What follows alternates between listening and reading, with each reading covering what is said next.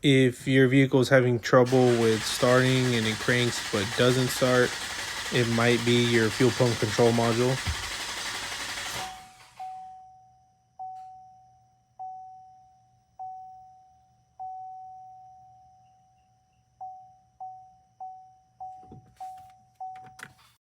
Your fuel pump control module looks something similar to this. It is located either in the middle of the vehicle on the driver's side, in the trunk, or under the trunk.